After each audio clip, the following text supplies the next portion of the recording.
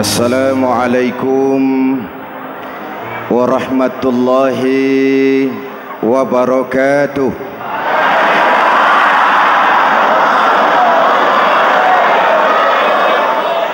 Alhamdulillahi rabbil alamin. Wassalatu wassalamu ala asyrafil mursalin Sayyidina wa maulana Muhammadin wa ala alihi wa sahbihi ajmain, amma ba'du. Para ulama yang saya muliakan, hadirin hadirat ma'asyiral muslimin yang saya cintai, banyak kita alami perubahan-perubahan yang terjadi, baik perubahan yang menyangkut sosial budaya, lebih-lebih yang menyangkut sosial politik. Yang tidak banyak mengalami perubahan adalah sosial ekonomi.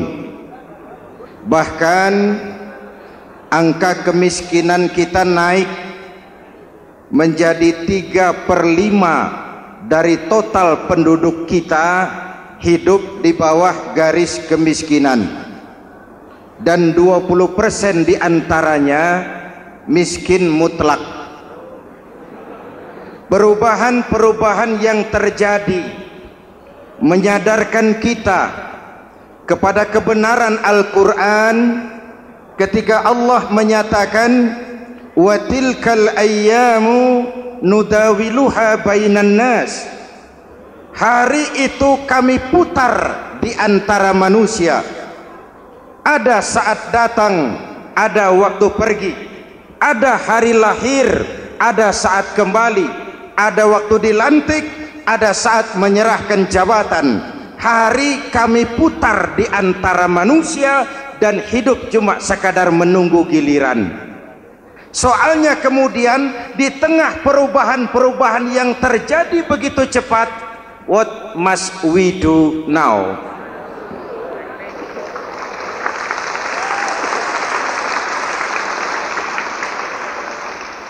Saya juga nggak ngerti itu. Yang penting kan penampilan. Saudara-saudara kaum muslimin di seluruh tanah air, jadi pemimpin adalah pelayan bagi orang yang dipimpinnya.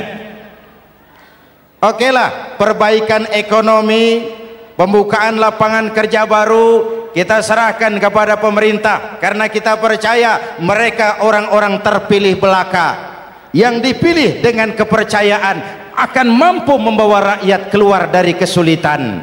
Amin.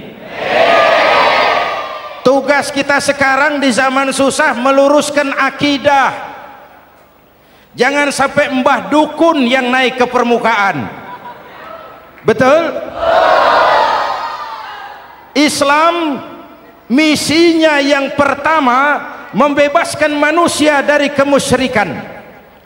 13 tahun Rasul berjuang di Makkah, menanamkan akidah, meluruskan keyakinan, membentuk iman. 13 tahun membebaskan manusia dari belenggu kemusyrikan.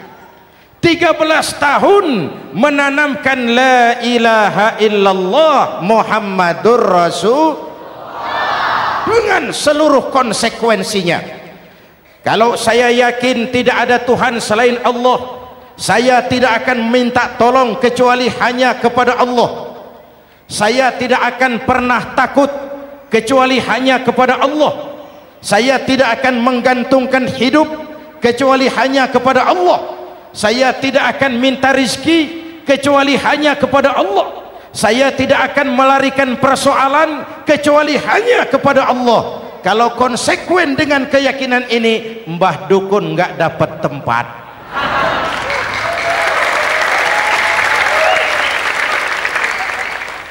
Akur? Ayo lihat secara sederhana.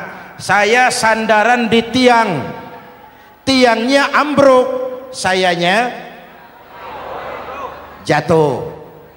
Saya sandaran di tembok, temboknya runtuh, saya juga runtuh. Saya sandaran kepada orang kaya, dia jatuh miskin, saya bangkrut.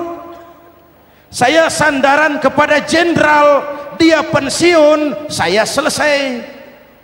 Tapi kalau saya sandaran hanya kepada Allah, Allah tidak akan pernah miskin, Allah tidak akan pernah lumpuh, Allah tidak akan pernah terpuruk, dan Allah tidak akan pernah berkurang kekuasaannya.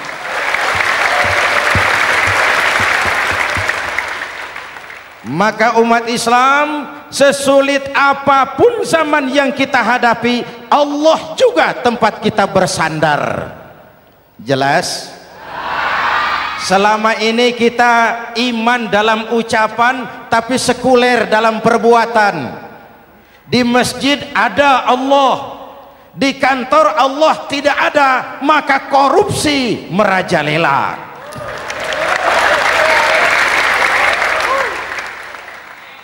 Di masjid ada Allah, di pasar Allah tidak ada, maka timbangan tetap curang. Kita iman dalam ucapan tapi sekuler dalam perbuatan. Oleh karena itu, sesulit apapun zaman yang kita hadapi, iman jugalah pegangan kita, Allah juga tempat kita bersandar. Boleh zaman berubah, akidah jangan sampai goyah. Karena iman kita hidup, untuk iman kita berjuang, dan dalam iman kita ingin kembali menghadap Allah Subhanahu. Selama ini manusia Indonesia kita lebih banyak diisi otaknya, hati sering kosong, agama dangkal, akidah rapuh, moral rendah. Memang kemudian muncul banyak orang-orang pintar, cuma sayang tidak benar. Indonesia kita bangkrut, Indonesia kita terpuruk, Indonesia kita sakit parah kalau diurus orang yang cuma pintar tapi tidak benar. Kita perlu orang-orang pintar, tapi kita lebih perlu orang benar. Jelas? Kalau cuma pintar tapi tidak benar, itu yang sering saya sampaikan, nanti disuruh ngurus beras malah nimbun beras.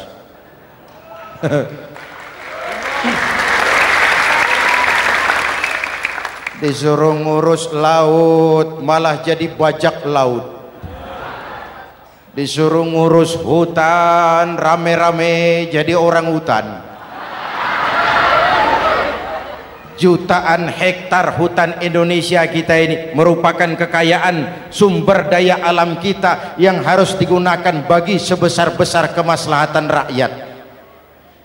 Yang disuruh ngurus hukum malah bikin hukum seperti pisau, tajam ke bawah, tumpul ke atas. Jangan heran lalu di masyarakat muncul street justice, pengadilan jalanan, sebagai refleksi dari ketidakpuasan melihat sikap hukum yang sangat berpihak. Kalau yang kecil salah, hukum cepat-cepat ditegakkan.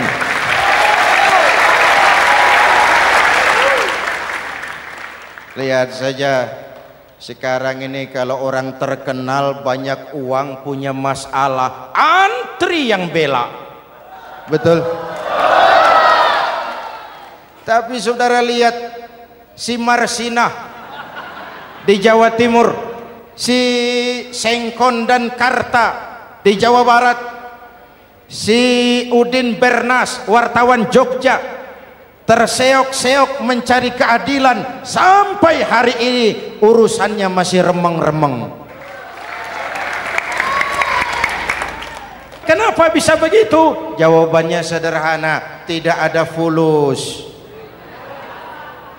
Ada fulus mulus, tidak ada fulus manfus. Betul? Jangan sampai para penegak hukum kita terjebak pada lagu baru, maju tak gentar membela yang bayar. Biar bertentangan dengan nurani, biar bertentangan dengan public opini, biar bertentangan dengan rasa keadilan. Siapa yang bayar itulah majikan, mau benar atau salah belain terus. Kalau seperti inilah hukum kita, mafioso keadilan akan tetap gentayangan. Hadirin yang saya hormati, 13 tahun beliau berjuang di Mekah meluruskan keyakinan, memantapkan akidah, meneguhkan iman. Dari situ segalanya dimulai dan ke situ segalanya akan menuju. Intan paling mahal, mutiara paling berharga tidak lain adalah nilai-nilai keimanan. Kalau itu sudah tergadai, apalagi yang bisa kita banggakan dalam kehidupan ini? Kita merasa harta kita berharga, belum ada artinya ketimbang iman. Kedudukan kita punya nilai pun belum ada artinya ketimbang dengan nilai-nilai keimanan. Itu intan paling mahal, itu mutiara paling berharga. Harta baru ada manfaatnya kalau dilandasi dengan iman. Jabatan dan kedudukan baru terasa gunanya kalau dilandasi dengan keimanan. Kalau jabatan lepas dari iman, yang akan lahir Fir'aun baru. Jelas? Kalau harta terlepas dari iman, yang akan muncul adalah konglomerat korun. Kalau ilmu pengetahuan terlepas dari nilai dasar keimanan, maka yang akan muncul adalah ilmuwan pelacur yang menyalahkan yang benar, membenarkan yang salah untuk kepentingan pribadi. Dan kondisi seperti itu tidak akan membuat kita makin sehat. Oleh karena itu, pada kesempatan ini, pesan pertama saya, menghadapi zaman susah tetap jaga akidah, tetap pelihara keyakinan. Kesulitan bukan untuk ditakuti, untuk diatasi. Hidup adalah kerja keras, bukan keajaiban. Perubahan tidak akan datang hanya dengan simsalabim abragadabra. Perubahan tidak akan muncul hanya dengan berandai-andai. Perubahan tidak akan turun dari langit seperti turunnya embun di waktu malam. Perubahan adalah kerja keras, sehingga Al-Quran membimbing kita, innallaha la yughayyiru ma biqaumin hatta yughayyiru ma bi anfusihim. Allah tidak akan mengubah keadaan suatu bangsa kalau mereka tidak mau mengubah apa yang ada di dalam diri mereka. Yang ada di dalam diri itu rule of thinking, state of mind, cara kita berpikir, cara kita memandang kehidupan, cara kita mengatasi persoalan. Hadirin yang saya hormati, inilah iman. Berangkat dari ini kita menyadari ini ujian buat kita rakyat. Dan kita rakyat Indonesia ini kalau sama susah sih sudah kenyang. Ya Pak? Ya Pak? Kita ini sebagai bangsa mengalami apa yang disebut oleh Bung Karno up and down, naik turun, timbul tenggelam, pasang surut. 350 tahun dijajah oleh Belanda, kita susah. Berangkat Belanda masuk Jepang, susah lagi. Pergi Jepang, datang nikah, susah lagi. Lalu kita merdeka, dirongrong oleh berbagai pemberontakan, susah lagi. Makan bulgur, antri minyak. Lalu PKI berontak, susah lagi. Muncul orde baru, lama-lama susah lagi. Orde baru selesai, naik reformasi, mulai repot nasi, susah lagi.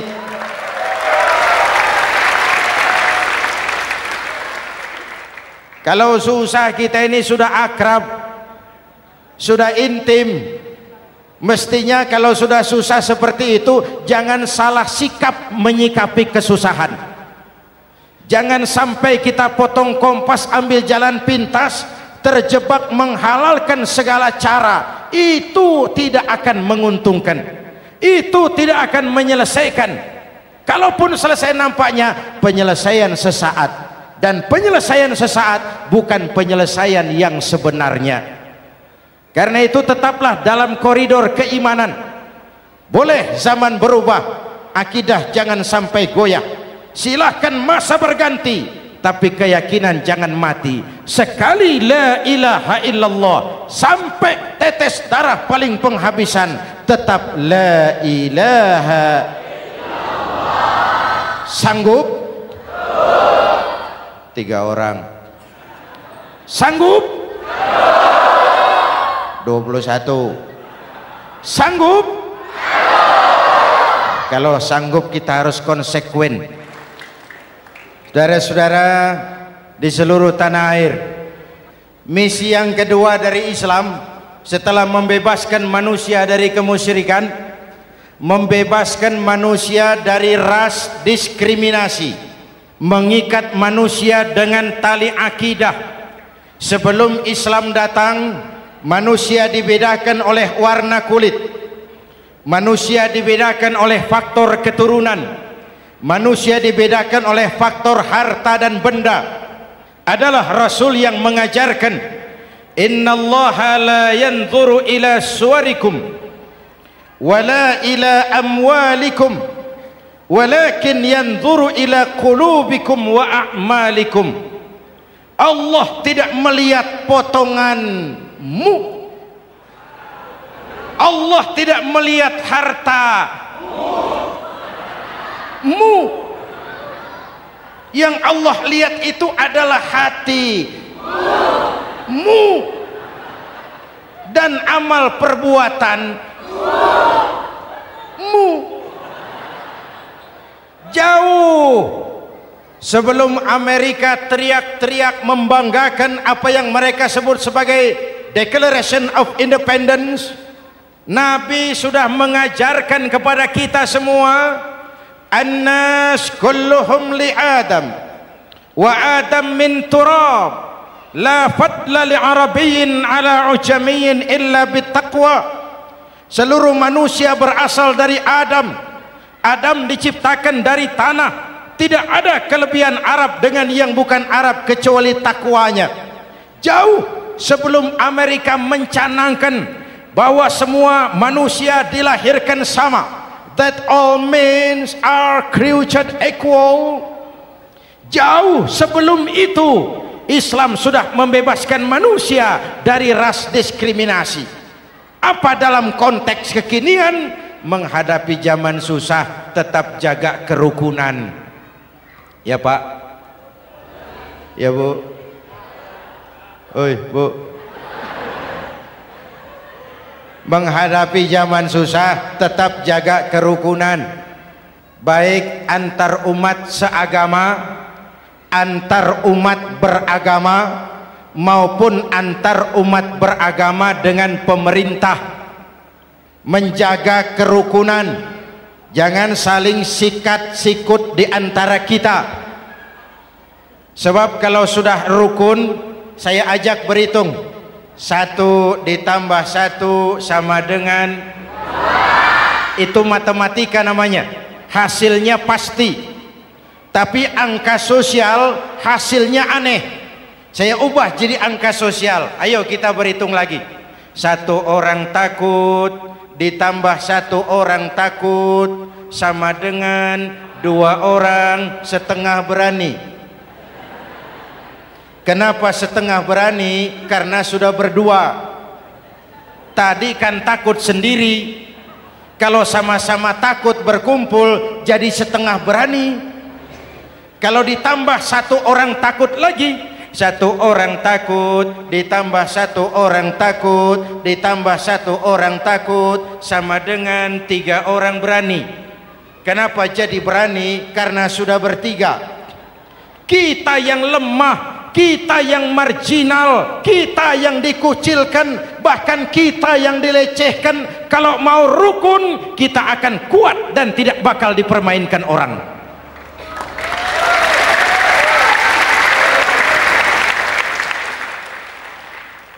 Tapi kalau rukunnya yang satu mau menikam yang lain, saya ajak berhitung lagi. Yuk berhitung yuk. 1 ekor ayam ditambah 1 ekor musang sama dengan 1 ekor musang. Kemana ayamnya? Dimakan musang. Betul nggak nih hitungan? Ayo kita hitung lagi. 1 ekor ayam ditambah 1 ekor musang sama dengan 1 ekor musang. Kemana ayamnya? Dimakan musang. Jadi kalau kita suka kumpul dengan orang yang mau makan kita, selesailah kita.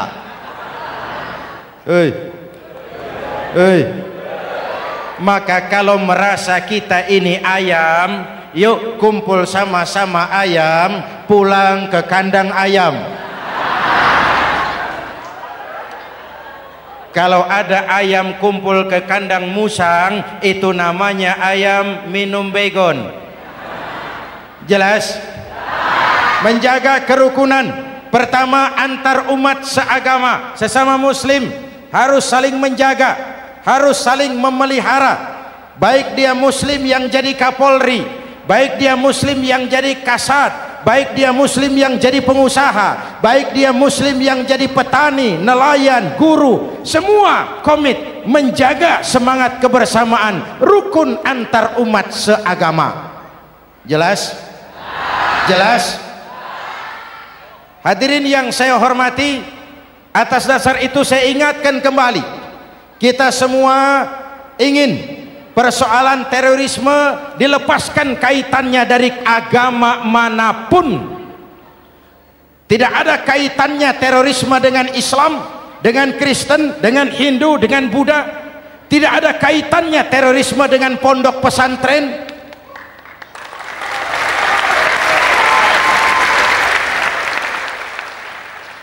Jangan sampai pesantren jadi kambing hitam. Karena sejak zaman penjajahan, pesantren sudah terbukti memberikan kontribusi bagi perjuangan memerdekakan rakyat Indonesia. Rukun antar umat seagama. Yang kedua, rukun antar umat beragama. Islam ini rahmatan lil alamin.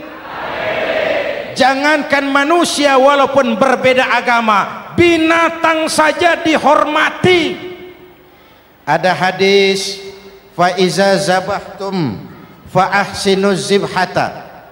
Kalau kamu menyembelih hewan, sembelihlah dengan cara yang terbaik. Jangan menyembelih ayam dengan pisau tumpul. Itu namanya tidak berperi kebinatangan. Yang kecil lagi, saudara buka babul istinja, makruh buang air kecil di tanah yang berlubang. Sebab apa? Pertama, menjaga kesehatan. Siapa tahu di lubang yang saudara buang air kecil itu ada gas beracun. Kalau tidak, melindungi binatang yang ada di dalam lubang. Siapa tahu di lubang yang saudara buang air kecil itu ada semut sedang rapat membahas terorisme. Apa dosanya lalu mati dikencingi? Ini namanya rahmatan lis semut. Binatang saja dilindungi. Maka perbedaan agama tidak harus menyebabkan kita bertolak belakang. Perbedaan agama bukan alasan untuk saling bermusuhan. Apalagi kita sudah menyadari tentang kemajmukan kita, tentang kebinekaan kita, tentang keragaman kita. Rukun antar umat beragama, saling menghormati, saling menghargai, tapi tetap dalam batas lakum dinukum. Lalu rukun antar umat beragama dengan pemerintah. Hadirin yang saya hormati, yang benar kita dukung, yang salah kita perbaiki dan kita tegur menurut cara-cara yang diajarkan oleh agama kita. Dan sholat berjamaah, pendidikan bernegara yang paling bagus. Tadi kita sholat ada imam, ada makmum, betul? Makmum wajib ikut imam kalau imam benar sholatnya. Rakyat wajib ikut pemimpin kalau pemimpin benar mimpinnya. Masyarakat Islam ini loyal. Masyarakat Islam ini bukan pemberontak. Masyarakat Islam ini taat dan setia. Kapan? Kalau imamnya benar. Imam takbir, makmum. Imam ruku, makmum. Imam i'tidal, makmum. I'tidal. Imam sujud, makmum. Tapi kalau imam keliru, mestinya imam ruku malah sujud. Salah imam ini. Tegur. Siapa yang wajib negur? Makmum yang saf terdepan. Anggota DPR.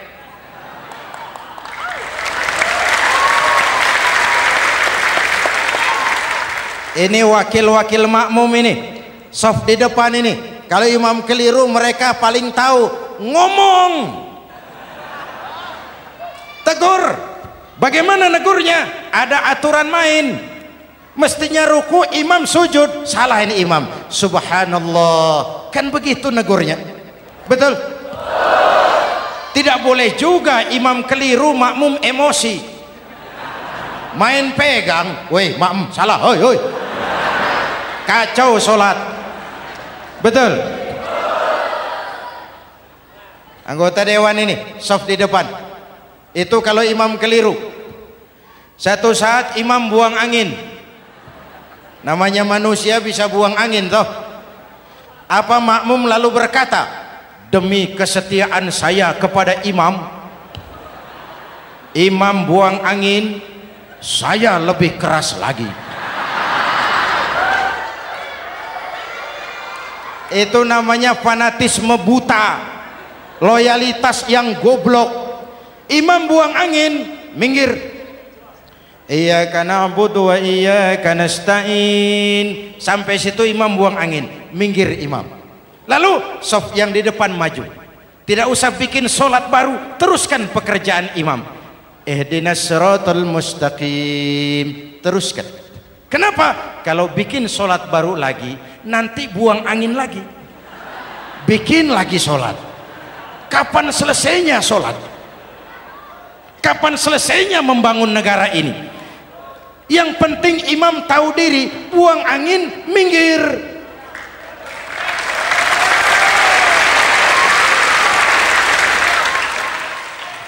Ini kacaunya solat berjamaah kita sekarang. Kacaunya negeri kita sekarang. Banyak imam sudah buang angin, gengsi. Diam aja merasa nggak punya salah. Dikasih tahu sama makmum, imam tadi buang angin ya, malah jawab sedikit. Apa kalau sedikit lalu tidak batal sholat itu? Mekanisme kehidupan sosial yang diatur lewat tuntunan sholat berjamaah, sehingga Nabi berpesan, kun imaman muta'an au ma'muman muti'an fala takun thalisan jazu'a. Kalau jadi pemimpin, jadilah pemimpin yang ditaati. Kalau jadi makmum, jadilah makmum yang mentaati. Jangan jadi golongan ketiga pemecah belah. Di depan tidak jalan, di belakang takut, ditaruh yang di tengah, di depan didorong, yang belakang ditendang. Ini namanya biang kerok.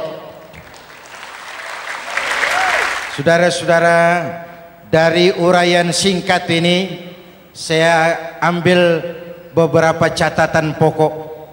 Pertama, kalau ada intan paling mahal, kalau ada mutiara paling berharga dalam hidup kita, itu tidak lain adalah karena keyakinan. Hidup jadi indah, hidup jadi berharga, hidup jadi berarti kalau didasari atas sebuah keyakinan. Dan keyakinan itu tidak lain adalah nilai iman kita, akidah kita kepada Allah Subhanahu wa ta'ala. Yang kedua, tetap menjaga kerukunan. Sesulit apapun zaman yang kita hadapi, kita tetap harus menjaga semangat kebersamaan. Kita harus tetap menjadi lem perekat yang menjaga keutuhan, baik sebagai bangsa maupun sebagai umat. Perbedaan adalah wajar, harus dihormati, sebagai ciri kehidupan berdemokrasi. Tapi jangan perbedaan menjadi sebab kita bermusuhan, dan jangan perbedaan menyebabkan kita saling berpecah belah. Hormati perbedaan, jangan perbedaan dipandang sebagai permusuhan. Dengan akidah yang kuat dan kebersamaan yang kokoh, ayo kita hadapi kesulitan, kita atasi kesulitan, dan dengan kerja keras untuk menyongsong hari esok yang lebih pasti. Mari kita Fatihah, semoga Allah memelihara kita bangsa Indonesia.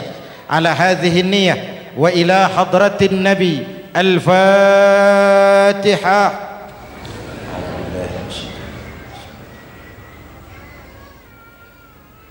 Iyyaka na'budu wa